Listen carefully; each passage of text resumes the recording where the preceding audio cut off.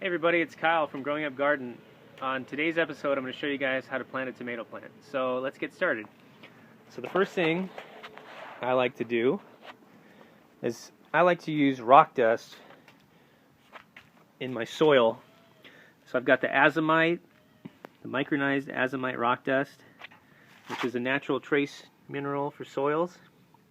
This is actually OMRI listed for organic use. You can use this in organic gardens.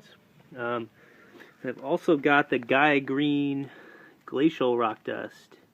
So I like to use two different types. I just kind of do 50-50 of both. I put like a couple handfuls or whatever in the soil, mix it around. You guys can see what it looks like. It's nice, like a nice flour consistency. And I highly recommend getting some of this stuff because the food that you grow with this tastes so much sweeter. And I've heard it on YouTube videos from other people. John Kohler says that the food tastes better. It's true. Like these artichokes I'm growing, they literally taste like there's salt and like almost like they have sugar in them. Like some of them, they taste so good. And I think it's because of the minerals in the soil.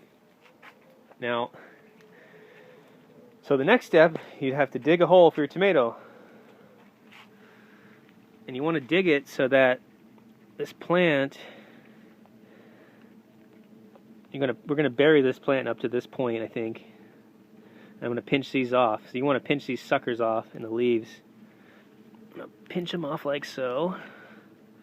And what we're doing is we're gonna plant it deeper so that the roots can spread out deeper. And what's going to happen is roots are going to shoot out of here also, and it's going to give you a stronger plant. So the next step is I'm going to dig a hole. So I'm going to get back to you guys when I'm done digging the hole. Okay guys, next step is you want to mix your rock dust in the soil that you pulled out of the hole. Now this rock dust won't become bioavailable until the microbes in the soil digest this and process it through. But I've already put probably 100 pounds of rock dust in this whole raised bed in the last 2 years. So there's already trace minerals in here. I just want to keep adding it in every year for my plants to take up.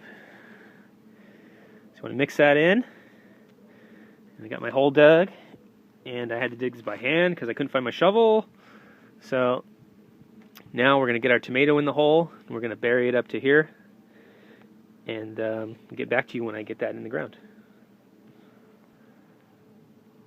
Okay, I got my tomato in the hole, and now I'm going to bury it with the rock dust soil up to about here. And that way I'll get a nice root system growing. This should give me lots of huge tomatoes this year. Yeah, last year I planted this. This is actually an early girl tomato, a variety, and I planted one last year in this cage. This cage is, I think it's about 7 feet tall.